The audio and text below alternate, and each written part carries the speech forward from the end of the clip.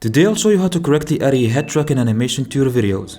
Okay, first of all, let's make sure that the right panels are activated. Go to the window menu and make sure that the tracker panel is checked. Now double click on the program monitor. Next, place the time indicator at the start of the video. And then over here to the right side, under the tracker panel, click on stabilize motion. When this little box appears on the screen, zoom in a little bit and drag the outer box to increase its size. Also drag the inner one as well. Make sure to not touch this dot in the middle and basically drag the tracking box towards your subject's nose. Make sure it's perfectly centered. And also ideally, you want the inner box to cover the whole nose. And now click on Analyze Forward.